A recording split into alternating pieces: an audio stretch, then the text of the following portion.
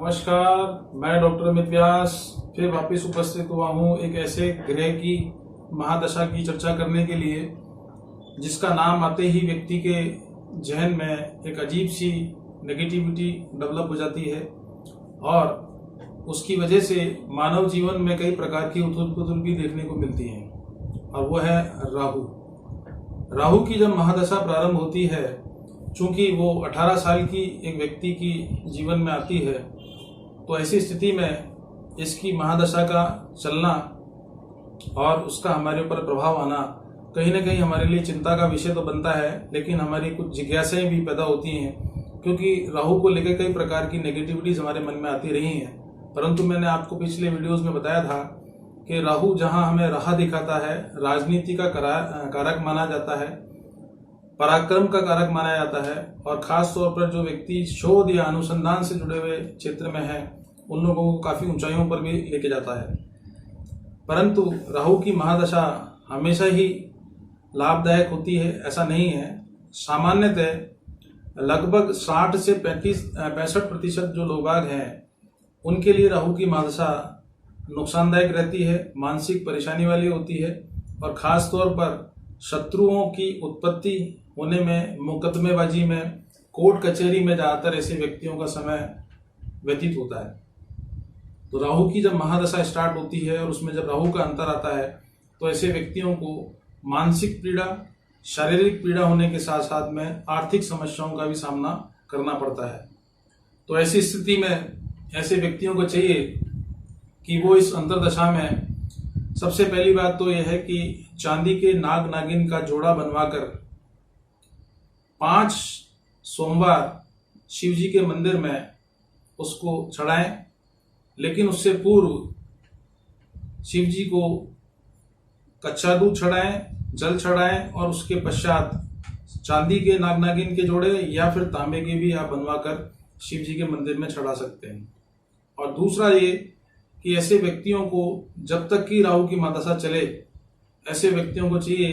कि वो शिव चालीसा का पाठ करें और प्रतिदिन महामृत्युंजय का जाप करने से राहु के दुष्प्रभावों को काफी हद तक कम किया जा सकता है। बात करते हैं राहु की महादशा में गुरु के अंतर की। देखिए, राहु में जब गुरु की अंतरदशा चालू होती है तो हमारी ज्योतिषीय भाषा में हम इसे चांडाल योग के नाम से भी जानते हैं। इसका तात्पर्य ये होता है कि व्यक्ति के द्वारा लिए गए निर्णय, उसके द्वारा किया गया विनियोगित धन और संतान के विकास में जो वृद्धि है वो रुक जाती है और जिसकी वजह से हम कई बार ऐसे गलत निर्णय ले बैठते हैं जिसका परिणाम आने वाले समय में देखने को मिलता है। तो जब ये अंतरदशा चलती है तो ऐसी स्थिति में व्यक्ति को प्रतिदिन शिव जी को जल चढ़ाना चाहिए और महीने में एक बार रुद्राभिषेक का पाठ कराना आवश्यक है, अनिवार्य है और हो सके तो 5 रत्ती का गोमेदक चांदी में बनवाकर आप मध्यमा उंगली में धारित कर सकते हैं। मगर जिन व्यक्तियों की सिंह राशि है या कर्क राशि है उन्हें मैं इस बात का सजेशन नहीं दूंगा। हाँ, अगर वो किसी सुयोग्य व्यक्ति से कुंडली दिखाकर अगर उसे धारित करते हैं तो इसमें कोई दो राय नहीं है। बात करते हैं राहु की महादशा में शनि के अंतर की। देखिए, राहु चूंकि छाया ग्रह है, क्रूर ग्रह की श्रेणी में आता है और शनि की जब अंतरदशा आती है तो ऐसे व्यक्तियों पर काफी आर्थिक संकटों का सामना करना पड़ता है, मानसिक कष्ट भी उन्हें भुगतने पड़ते हैं और पारिवारिक कलेश और घर में जो मनमुटाव की जो स्थिति है वो भी देखने को मिलती है। और ऐसी स्थिति में अगर कोई व्यक्ति रोजगार की तलाश में या व्यवसाय के क्षेत्र में संलग्न है तो उसे कई बार झूठे मुकदमे या कोर्ट कचहरी का भी सामना करते हुए देखा गया है। तो इससे बचने के लिए चाहिए कि ऐसे व्यक्ति को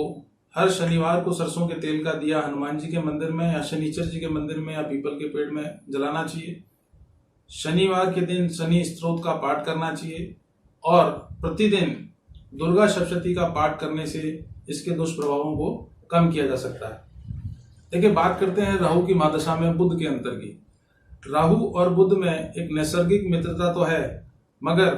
जो व्यक्ति व्यवसायिक क्षेत्र में संलग्न है, राहु में बुध का अंतर आने पर उन्हें कई बार आर्थिक समस्याओं का सामना करना पड़ता है। और मैं आपको बता दूं कि ज्यादातर व्यवसायियों को इस कोरोना काल में जो नुकसान उठाना पड़ा वो उसका मुख्य कारण भी सिर्फ यही रहा, क्योंकि राहु जब बुध के साथ बैठता है तो व्यवसाय की गति को मंद करता है, जिसका परिणाम व्यवसायियों को भुगतना पड़ता है। तो अगर ऐसी स्थितियां आपके द्वारा फेस की जा रही हैं तो आप उस स्थिति में विष्णु सहस्त्र नाम का पाठ करें और प्रतिदिन शिव जी को 43 दिन तक लगातार कच्चा दूध चढ़ाएं और हो सके तो गणेश स्तोत्र का पाठ करें या बुधवार का व्रत करने से इसके दुष्प्रभावों को काफी हद तक कम किया जा सकता है। और एक बात और कि ऐसे व्यक्तियों को समाचार रत्ती का पन्ना जो है वो सोने में बनवाकर कनिष्ठिका उंगली में धारित करने से इसके दुष्प्रभावों को कम कर सकते हैं और शुभ फलों में वृद्धि की जा सकती है। बात करते हैं राहु की महादशा में केतु के अंतर्दशा की। देखिए, राहु केतु का नाम सुन के स्वाभाविक सा मन हमारे विचलित हो जाता है और आपको मैं निश्चित रूप से बताना चाहूंगा कि राहु की महादशा में केतु का अंतर आता है या केतु की महादशा में राहु का अंतर आता है तो उस समय पर उस व्यक्ति को शारीरिक व्याधियों का, छोटे मोटे ऑपरेशंस का और दुर्घटनाओं का सामना करते हुए देखा गया है। विशेष तौर पर महिलाओं के लिए ये समय गायनिक प्रॉब्लम्स के लिए, सर्वाइकल की प्रॉब्लम्स के लिए और संतान की चिंता को लेकर काफी पीड़ित होते हुए देखा गया है। तो ऐसी स्थिति में ऐसे व्यक्तियों को चाहिए कि गणेश स्तोत्र का पाठ करें, बुधवार का व्रत करें और हो सके तो किसी सुयोग्य व्यक्ति से राहु केतु की शांति के लिए जाप भी करवा सकते हैं। परंतु ऐसे व्यक्तियों को अगर शारीरिक कष्ट है तो 5.25 रत्ती का लहसुन या चांदी में बनवाकर मध्यमा उंगली में पहनना चाहिए और अगर उन्हें आर्थिक कष्ट भुगतना पड़ रहा है तो ऐसे व्यक्तियों को 4.25 या 5.25 रत्ती का पुखराज तर्जनी उंगली में धारित करने से उस समस्या से निदान प्राप्त कर सकते हैं। बात करते हैं राहु की महादशा में शुक्र के अंतर का। देखिए, राहु जब शुक्र के प्रभाव में आता है या शुक्र राहु के प्रभाव में आता है तो उसका सीधा सा प्रभाव महिलाओं पर सबसे ज्यादा देखने को मिलता है।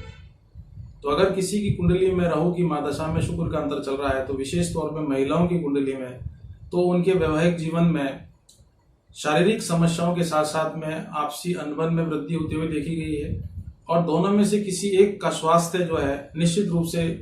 प्रभावित होता है, जिसकी वजह से कई बार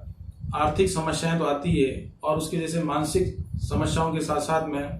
उन्हें कई बार विपरीत परिस्थितियों का भी सामना करते हुए देखा गया है।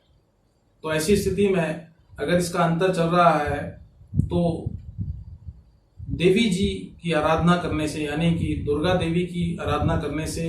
या दुर्गा सप्तशती का पाठ करने से इसके प्रभाव को कम किया जा सकता है। और 5.25 रत्ती का गोमेदक चांदी में बनवाकर मध्यमा उंगली में धारित करें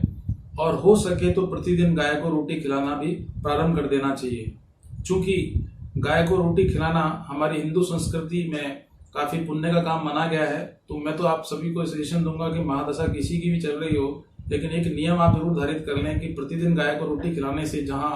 सब ग्रहों के दोषों को निवारण करने में सहायता मिलती है, वहीं हम कहीं ना कहीं जीव जंतुओं के प्रति हमारी जो भावनाएं हैं वो कहीं ना कहीं उजागर होती है।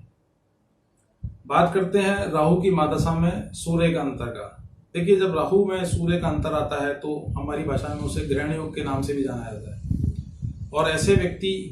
की महादशा और अंतरदशा अगर चलती है, राहु में सूर्य का अंतर चलता है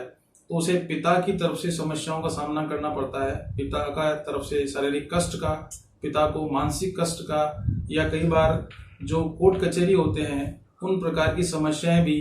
संबंधित के व्यक्ति के पिता के प्रति और स्वयं के प्रति भी होती हुई देखी गई है। और कई बार राहु की महादशा में सूर्य का जब अंतर आता है तो ऐसे व्यक्तियों को जो पैतृक संपत्ति होती है उसके विवादों में भी कई बार समस्याओं का सामना करना पड़ता है। तो अगर ऐसी स्थितियां अगर आ रही हैं तो ऐसे व्यक्तियों को राहु की पूजा करानी चाहिए घर में महामृत्युंजय का जाप करना चाहिए और कोशिश हो सके तो 5.25 रत्ती का माणक के अनामिका उंगली में धारित करने से इसके प्रभाव को कम किया जा सकता है। बात करते हैं राहु की महादशा में चंद्रमा के अंतर की। तो राहु और चंद्रमा का अंतर भी एक तरीके से ग्रहण योग लगाता है और जिसकी वजह से व्यक्ति की माता को शारीरिक कष्ट का सामना करना पड़ता है। और